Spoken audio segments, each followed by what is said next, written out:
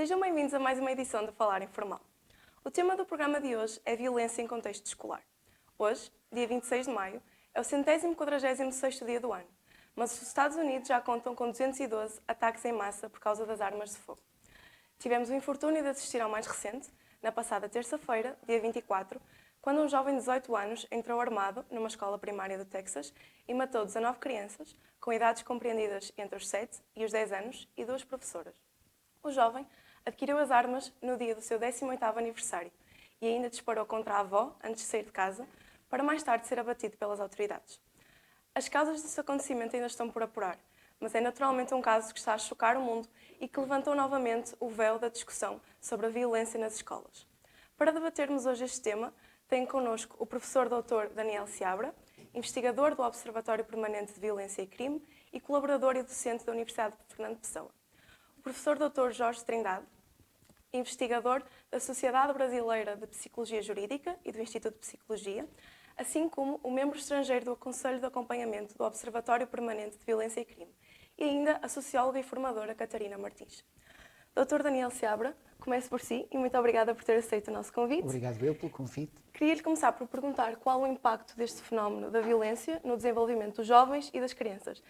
Mas antes ainda, se me permitir, queria-lhe que nos falasse um bocadinho do que é e de qual o trabalho que desenvolve o Observatório Permanente de Crime e Violência. O Observatório Permanente de Crime e Violência, que está sediado na Universidade de Fernando Pessoa, é uma organização que tem já mais de 10 anos e tem como principais objetivos a quantificação e a caracterização do tipo de criminalidade e violência, procurando fazer um registro, uma quantificação e um estudo estatístico dessa mesma violência, sem, contudo, desprezar os contextos em que a mesma ocorre, e procura estabelecer um mapa dessa mesma violência, refletindo acerca da mesma, criando uma estrutura de investigação, de análise, de debate de todos os contornos e de toda a problemática associada à criminologia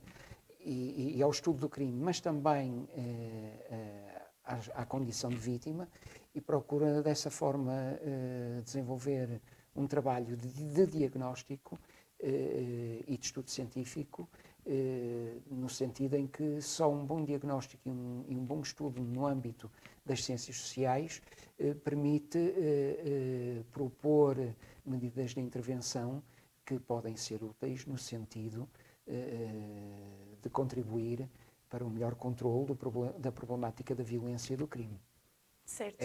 São sobretudo estes os objetivos da instituição, recebendo, obviamente, o apoio da Universidade de Fernando Pessoa. Certo. Agora, relativamente, do seu ponto de vista, qual é o impacto da violência nas escolas, o impacto que este tem no desenvolvimento psicológico das crianças e dos jovens? O impacto da violência depende, obviamente, das circunstâncias e também do próprio indivíduo sobre o qual é exercido o impacto. É óbvio que uma exposição, uma maior exposição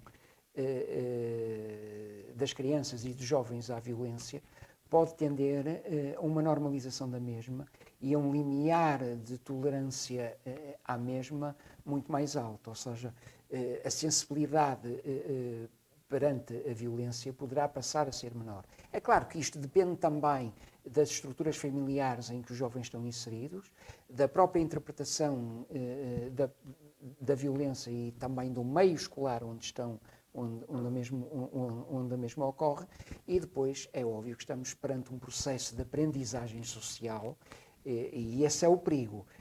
Uma aprendizagem num contexto violento poderá ser conducente mais tarde a práticas violentas da parte dos jovens a que às mesmas estiveram expostos.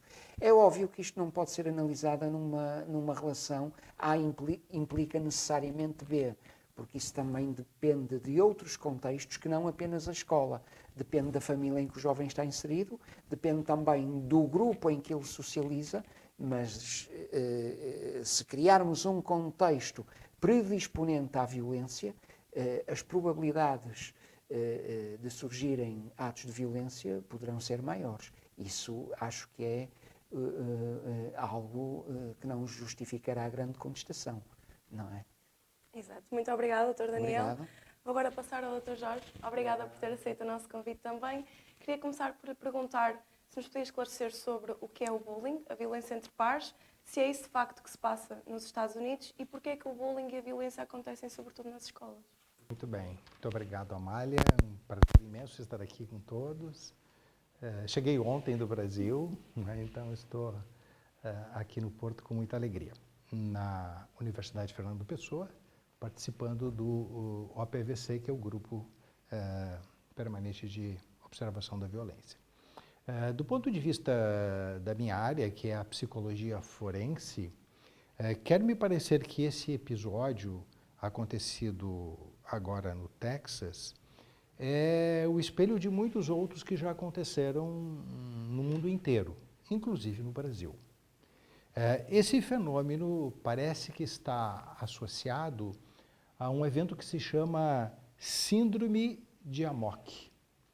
Esta Síndrome de Amok está relacionada à cultura malaica, onde se detectava que um determinado indivíduo, pegando um punhal extremamente fino, tinha um surto de violência, de agressão, um surto psicótico, e saía com esse punhal pela rua a apunhalar as pessoas que encontrava indistintamente pela frente.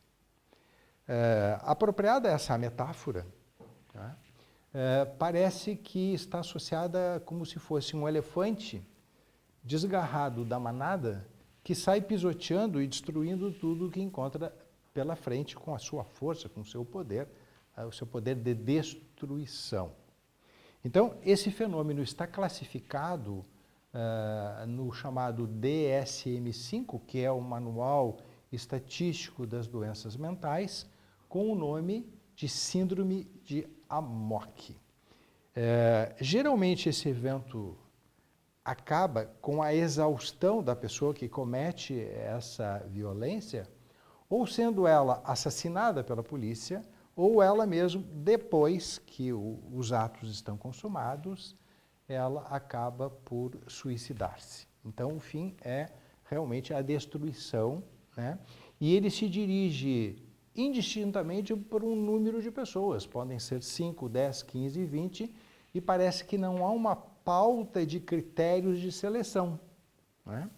O que acontece é que nos dias de hoje não se fala mais num punhal, né? Mas se fala numa metralhadora capaz de disparar dezenas de tiros num curto espaço de tempo. Então, esse é um fenômeno realmente preocupante e que nos remete também a uma questão realmente aporética, que não tem uma explicação. Porque, se nós observarmos esses episódios de violência, destruição e morte, acontecem predominantemente em escolas. Escolas ou espaços públicos como teatro, cinema, que são espaços de cultura, de fraternidade, de amizade, são espaços privilegiados. Por isso que o Manual Estatístico de Doenças Mentais classifica isso como uma síndrome ligada à cultura. Doutor, muito obrigada por nos explicar o nome deste fenómeno, que penso que é algo que muitos nós... Parece que se aplica, não? Aplica-se, penso que sim também. Obrigada, doutora Catarina, vou agora para si. Obrigada por estar connosco. Queria lhe perguntar, do ponto de vista sociológico, como é que este fenómeno da violência, e se quiser pegar também no que o doutor Jorge referiu, como é que este fenómeno pode ser explicado? Agradecer o convite, é um prazer estar aqui presente. Sociologicamente, falando neste fenómeno, é importante aqui focar que este fenómeno não é nunca um ato isolado ou um ato simples. Ou seja, este fenómeno é complexo e tem por detrás um conjunto de fatores que vêm a decorrer, que acabam por culminar em situações lamentáveis, como a que aconteceu no Texas e como acontece várias vezes, e mesmo no contexto português, de diferentes formas. Aqui o Texas e os Estados Unidos têm um fator cultural que acaba por pesar em relação à questão das armas, e daí o desfecho deste fenómeno ser muitas vezes diferente, mas não podemos esquecer que Portugal tem fenómenos de violência em contexto escolar, que nós já salientamos aqui, como o bullying, mas também a própria violência no namoro. Ou seja, estes fenómenos estão presentes, são uma realidade das nossas crianças e jovens e são uma preocupante que deve envolver, lá está, não só as escolas, mas toda a sociedade civil.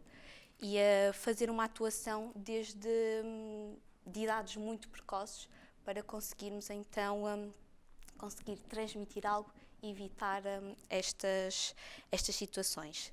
Para o conseguirmos, temos que envolver então diferentes camadas e diferentes entidades e estruturas que regem a nossa sociedade, a começar muitas vezes também pela questão ontológica, ideológica e de valores. Salientar aqui que o contexto escolar é um palco fulcral de atuação, uma vez que as nossas crianças e jovens passam muito tempo neste contexto, mas também os pais, educadores e todos os profissionais da escola têm este papel ativo. As escolas portuguesas têm muitas vezes, e na sua maioria, penso que acaba por ser um fator obrigatório, um gabinete de apoio, um gabinete de psicologia e orientação, e é muito importante também focalizarmos e usarmos esse recurso material e também esse recurso humano, ou seja, profissionais que estão dotados desta formação para atuarem juntos dos jovens, através das suas campanhas de sensibilização e não só, mas fazermos uso desses recursos para realmente conseguirmos atuar e fazer a diferença e evitarmos estas situações, envolver todos. Obrigada, doutora Catarina.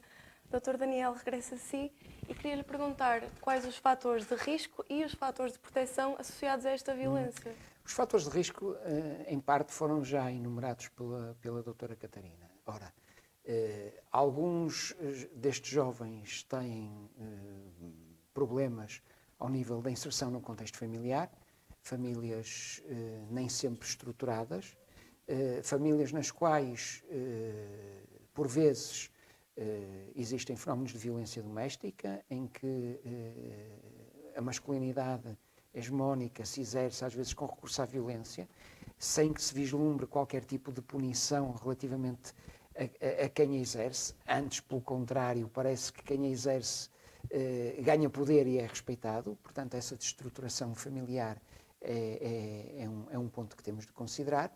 É também importante perceber que, muitas vezes, o contexto residencial é fator de risco, no sentido em que alguns destes jovens, precisamente por um processo de socialização primária fraca,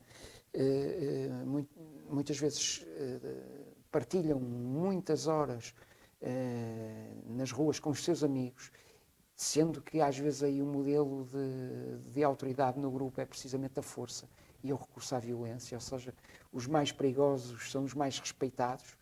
Esse também constitui um fator de risco. A exposição à violência, ou seja, uma socialização e uma enculturação em que os jovens estão muitas vezes expostos precisamente a esse tipo de violência, sem que consigam perceber qualquer mecanismo de punição sobre a mesma, numa lógica de custo-benefício. Depois há também um elemento importante. Alguns jovens, durante o seu percurso de socialização e mesmo no contexto escolar, alguns têm até motivos que são conducentes a algum estigma por parte de outros. Temos notícia, por exemplo, que este jovem padecia de gaguez, sendo que isso era um fator que levava à sua estigmatização. E da parte dos colegas alguns fenómenos de apoucamento, não é? E isso tende a levar alguns jovens ao isolamento, à dificuldade em estabelecer relações sociais com regularidade, com consequências a nível psicológico. E, portanto, esta dimensão psicológica convoca um urgente acompanhamento por parte das estruturas escolares ao nível da psicologia e de estratégias de inserção social no grupo, de um acompanhamento à família, e tudo isto são fatores de proteção que têm de ser enumerados. Para além disso, o papel dos professores é também importante, no sentido em que, por vezes, alguma acuidade e alguma atenção bastante particular a este fenómeno pode ser um primeiro passo para o alerta de uma situação potencialmente perigosa. E isso é muito importante. Interrogo-me, contudo, se será assim tão fácil da parte dos professores, quando têm turmas com um número de alunos quiçá excessivo, e nem sempre os professores têm condições para uma atenção particular para estas dimensões. E, portanto, há que dotar a escola de condições para que esta vigilância, este olhar atento seja possível. E os fatores de risco são estes. É o contexto escolar, é o contexto residencial de onde eles são provenientes, sendo que às vezes criam-se situações de conflito entre jovens de contextos dispares, e alguns deles já com uma trajetória de violência incorporada e outros não, criam-se situações de tensão, situações de bullying sobre alguns jovens que por este ou por aquele motivo, às vezes que não são motivo nenhum, como aquele é muito gordo, tem um problema de gaguez, às vezes é preciso explicar essas situações aos outros, porque a minha experiência tende a observar alguma crueldade relativamente a alguns adolescentes, talvez até, em alguns casos, até em situações de carência objetiva, porque não têm umas sapatilhas de marca, porque não têm um modelo de telemóvel que não é propriamente o melhor, isso os jovens muitas vezes olham para isso. E, em alguns casos, poderá ficar comprometida uma integração plena na turma e, portanto, é preciso incidir. A proteção tem de ter em conta todas estas variáveis. É um trabalho difícil, reconheço, mas também é um desafio. Certo. De facto, a nossa infância molda-nos mesmo É muito importante. Na nossa vida adulta. Muito obrigada, Dr. Daniel. Dr. Jorge falou há bocado das escolas, dos teatros, cinemas serem um palco democrático e cultural. Eu queria lhe perguntar que fatores é que pensa que explicam este aumento de violência nas escolas. Bom, queria sublinhar então, Amália, que parece não haver dúvida que esses comportamentos violentos, nesses casos, representam um ataque à cultura. Né? E a escola representa simbolicamente tudo isso. Entretanto, é muito importante que a sociedade, em geral, nomeadamente os professores, os pais, a família em geral, os vizinhos no bairro,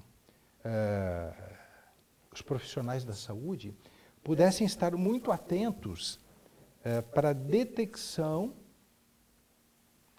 precoce e assim poder identificar esses sinais, né, esses indicadores, para que pudessem ter ali uma intervenção, evitando que esses comportamentos cheguem a um desfecho dessa natureza. Uma das questões importantes é que os indivíduos que participam desses ataques violentos e autodestrutivos, sobretudo na faixa etária do final da adolescência, eles têm algumas características, como, por exemplo, dizia o professor Daniel, geralmente são indivíduos muito introspectivos, que socializam muito pouco, interagem com os outros muito pouco, passam horas e horas trancados nos seus espaços privados, no quarto e etc., costumam inverter o dia pela noite, não é?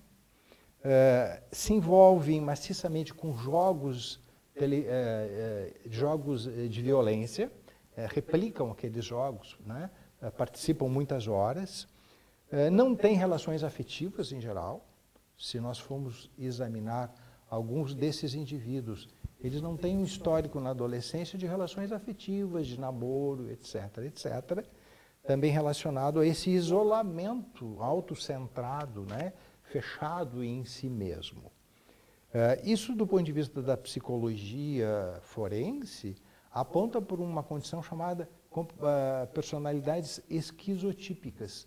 São justamente essas que têm um tipo voltado para dentro de si próprio, que não comunicam com os outros, não interagem, não participam, não partilham espaços comunitários, não sabem partilhar espaços comunitários. Então, me parece que detectar esses fatores é muito importante para medidas de prevenção que evitam esse desfecho. E a outra questão que fica no ar é critérios muito estritos na comercialização ou na disponibilização de armas. Porque, como eu dizia no primeiro momento, hoje em dia não se trata de uma faca. Hoje em dia se tratam de armas de alto potencial de violência e de destruição. Então, critérios muito restritivos seriam importantes para que houvesse uma certa dificuldade, uma não facilitação ao acesso, né, nomeadamente por esse tipo de personalidade que tem uma predisposição, não que não possa ocorrer em outro contexto. Agora, só para fechar, Amanda, por que isso acontece predominantemente nos espaços democráticos, escola, cinema, teatro? Não há uma explicação definitiva sobre isso. Parece, professora, que é um ataque ao social, né? E aí a questão americana, onde há uma incidência muito grande desses casos, alguns autores caminham no sentido de que é um ataque ao consumismo, né? Isso que nós vivemos hoje. Que por mais que uma pessoa usufrua de bens materiais, isso não satisfaz o suficiente. Doutor Jorge, obrigada. Doutora Catarina, para terminar, perguntava-lhe quais as medidas preventivas que podem ou poderiam ser tomadas para travar este flagelo. Importante aqui ressalvar e só fazer um apontamento, é um ataque à estrutura social, sem dúvida. É importante nós termos atenção e o nosso foco na prevenção precoce e na prevenção primária é termos atenção aos estereótipos e ao estigma associado à violência em contexto escolar e percebermos que a violência não faz parte do processo normal das crianças e dos jovens. Não podemos normalizar a violência que os jovens fazem com os colegas, as crianças em brincadeiras acabam por ter. Nós não podemos justificar isso como brincadeiras nem normalizar a violência. E o bullying e a violência não podem ser um reflexo dessas mesmas brincadeiras. Por isso é muito importante atuar aqui e desmistificar muitas vezes estas ideias preconcebidas que as pessoas têm acerca dos agressores e acerca da própria juventude, uma vez que se associa muito à juventude este estado para consumos excessivos, que acabam também por originar estes comportamentos de risco, como a violência. Por isso, trabalhar neste desmistificar destas ideias.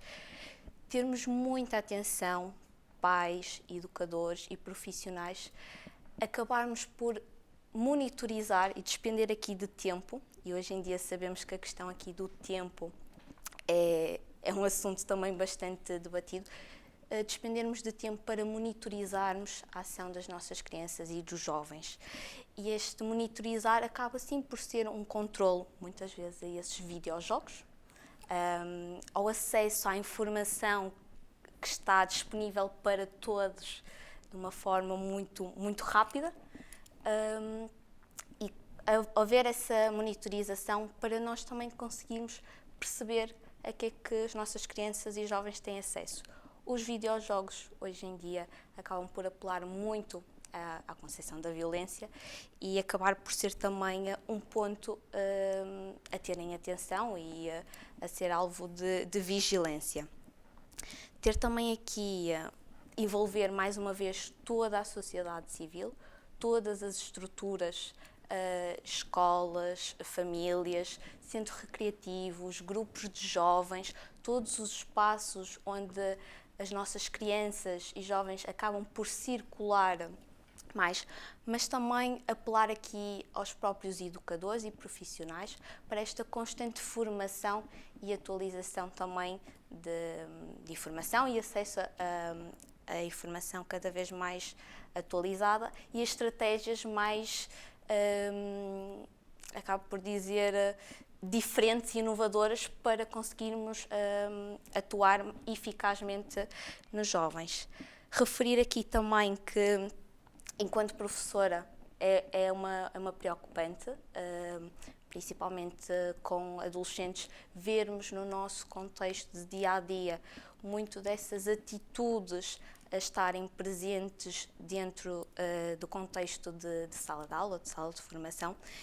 E é muito difícil, como o Dr. Daniel estava a dizer, muitas vezes, enquanto professor, nós conseguirmos chegar a um número abrangente de alunos. Por isso, apelar também aqui para a importância das escolas reforçarem os seus recursos humanos e de forma a conseguirmos chegar ao maior número de alunos e usufruir destas entidades e destes profissionais que temos, como é o exemplo dos profissionais em contexto escolar. Só para terminar, fazer este apoio junto da vítima, mas também fazer um trabalho continuado e de acompanhamento também ao agressor e às respectivas famílias, tutores ou encarregados das crianças ou jovens. Obrigada, doutora Catarina. Quero agradecer novamente aos nossos 3 convidados por terem hoje estado connosco para falar deste tema tão atual e tão flagrante. Quanto a si, despeço-me por hoje. Para a semana voltamos com mais um Falar Informal. Obrigada.